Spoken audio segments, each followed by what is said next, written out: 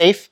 So there's not 100% guarantee that's going to work, and there's not 100% guarantee it's not going to kill the person, because some people do have irregular, Donna would be able to speak to that. But you're much, much less likely to have to defend yourself after the fact in court because you killed either the intruder or you missed the intruder and shot your neighbor.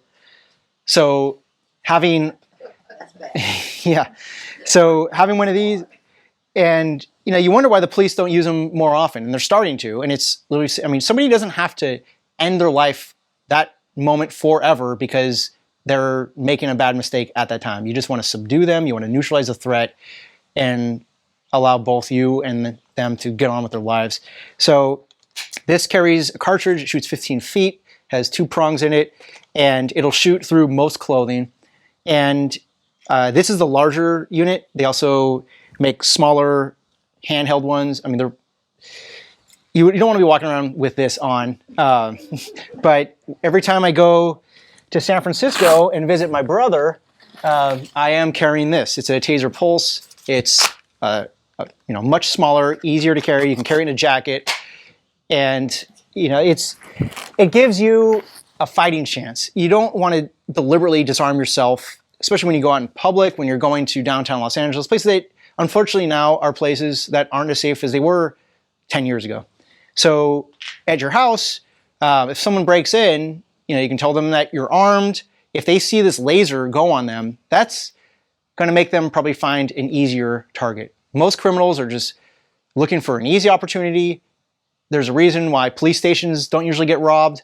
They go for people in places that are not going to provide, an armed response. They want people that are easy to get. And a Taser is not just going to save their life, it's going to not ruin yours. So with that in mind, could you just tell everyone here if there's certain items that they're interested in, if they let you know, that we could put a list together and see about pricing? My Taser looks like just the base of yours, and I have my nice office in La Jolla. I walk in and walk out with it every day. Wow. In my hand. Okay, that's good testimonial there. Now, is that a stun gun or a Taser? Both. Yeah, okay, so... But it is a Taser. It does shoot. Shot it. Okay, yeah, so good. It's a yeah, it's a that has the serial number on it. Yeah. So, yeah, it's every Taser is also a stun gun. So after you've expended the cartridge, you get a second chance, and it becomes a stun gun. So, and that's something I've used at a dog park before. It'll stop an animal, and if there's an animal about to, the person or the animal? You do, and that so. The initial shot, you don't, 15 feet away. But after they're still coming at you or there's another attacker, you do have to make contact. So I keep a backup cartridge in the stock of this one. And then you have a third chance with the Taser. But yeah, at a dog park, or if you see your Yorkie being dragged away by a coyote, you could either try to shoot it, but more likely the sound is going to stop most animals just in their tracks. Not all of them, but again, you want to give yourself more than nothing in terms of a fighting chance. And I'll go back to just also what Deborah said, not to be belaboring this, but very often you come up with things and I think, oh, I need to buy that, or that's something, and then I don't do it. Yeah. And so I'm just going to tell people, if you feel, oh, I really may want to buy that item or buy that Yeti or whatever, make a note, and then we can, circle back with you guys and see if we can do better on pricing. I know that Yeti was almost $1,000, but it's been worth its weight in gold. I'm probably going to get a second one. So there may be a few key things that you think, it gets costly. I mean, it's an investment. It might be good to offer it to all the community. Yeah, we thought about that. I mean, but I'm just throwing that out there. If you're really interested, we could talk later or get together later about Last time on the water, I just filled my Amazon cart. And then with items that you mentioned, and then Robert and I discussed them later, and we picked which ones were good. Oh, that's good. That's good. Yeah, That's a great idea. Okay. Yeah, and with water, the Berkey water filter is one that I use the most. But everything's controversial. They can't sell most of those filters in California because Berkey refuses to give up its proprietary information, and they don't want counterfeits. But it has never let me down. You can filter not just your pool water, but any stagnant pond, creek, we have creeks running through Santa Luz, which are basically an unlimited supply of water. And if you really have to shelter in place when you're having the worst day ever, you have no water, you can't come outside the room, it will filter urine. So that is kind of an overkill filter, but I have it in our kitchen, not because that's how I fill it every morning, but it's it actually makes all the water just taste better. The water out of the tap here just doesn't taste good, and it leads to people not drinking enough water. But it makes the coffee taste better. It makes the coffee machine work better. You don't have to descale it as often. So having a portable water filter is really key for obvious reasons and some less obvious ones. So cooking during an electrical and or natural gas outage, let's say Lynn, if I can call on you, the student, if you have no power, you have no gas, and you want to cook, what would you do? What are your plans for now? Barbecue. Good. Okay, that's one. And then, do you have a gas barbecue? Yeah, but Okay. if it's out of gas, I have also another barbecue that would use charcoal or wood. Good. And can you hook up a propane tank to your barbecue? No. Okay. So a lot of the gas barbecues, you can outfit them to use an individual propane tank. And propane is an incredibly versatile fuel. It basically will last forever. You probably want to get a 33-gallon canister. Most of the standard ones you see are the 20-pound. I'd go with a 33-pound. And they go up to 100. They go beyond that. In terms of portability, you can get it 100-gallon, but you're not going to be able to move those easily. But if it's just for emergency backup, then that's something to consider. But make sure you have a qualified installer give you the adapter kit so you can take it from the hard line from your house into a portable canister. So that gives you propane. But the weakness with any stored fuel is you're using more and more and having less and less. So with a regular barbecue, even a charcoal barbecue, you can burn any combustibles. You can use the wood. I recommend for most people having a saw. And the silky saw is my favorite. And that's extremely easy to cut down branches with. It's SILKY. And they're made in Japan. They're designed to cut on the pull stroke, so don't push, but it's almost effortless. And they go from reasonably sized to giant, but they're collapsible. This is a SOG machete.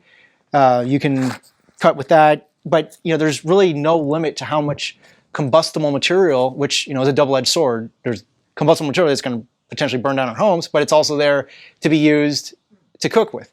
Is that one of the saws? This is not the silky. This is a SOG. I'd recommend the silky over SOG. Silky is much better for that kind of stuff.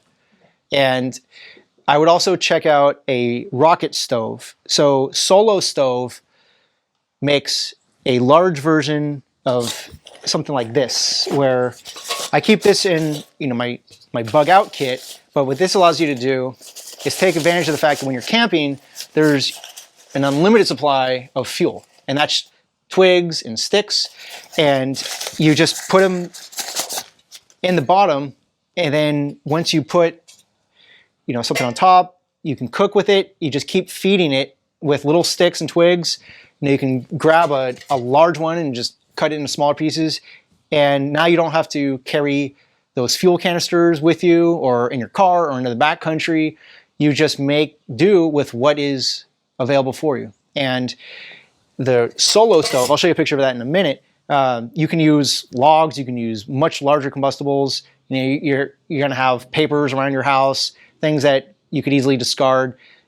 You have multiple options for when there's no power and there's no gas. And if you have a generator or a power station, you can use a pressure cooker. So I did a test. I have a video where I used a sous vide and the pressure cooker to see which one is more efficient. So a sous vide, does anybody not know what a sous vide is? I know in a place like this, more people are going to know what a sous vide is than like in Chula Vista. But so a sous vide would be really efficient because you plug it in to an electrical source, and you're just heating that immediate bath of water. You're not heating the whole oven, which is really inefficient. And better yet, a pressure cooker will cook a completely frozen steak to done in about 10 minutes. And it uses a fraction of the electricity that your oven would. So, there's a lot of marketing that these contractors are doing to get whole home backup systems. So Generac is one. Their stock shot up huge during 2020. That's a whole home generator, but you need gas, you need to maintain it. Extremely expensive to buy, install, and operate and maintain. And it's loud.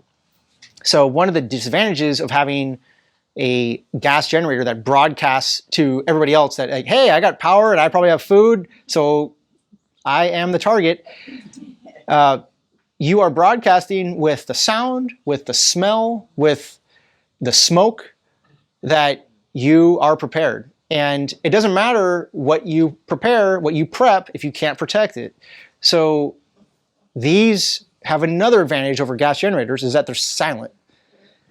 And the gas generator is not something you can bring inside. So you most likely want to stay inside. And you don't want to have to run huge extension cords, because you need huge extension cords. You can't just run, outlet strips like this. There's thousands of fires throughout the country every year, and that's because people overload these.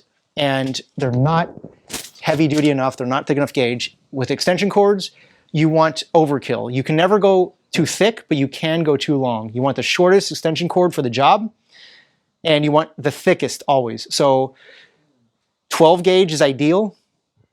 A 10 gauge is thicker than a 12 gauge. 12 gauge is thicker than a 14 gauge. But 12 gauge is ideal, especially with a built-in circuit breaker. So this is the one that I use. It's 80 foot, which is longer than I would necessarily recommend. And this is 14 gauge, which is the absolute minimum thickness. Do not go above 14 gauge. You can get by with 14 gauge, 12 gauge is better. But this has several additional security steps built in. So it has its own safety overload breaker. So it's not just going to start melting the wires if you overload it. It'll trip the breaker, and it's a resettable breaker. And it has the outlets that are built in here. You don't want to just connect additional extension cords to an extension cord. So, with prepping, you want redundancy. And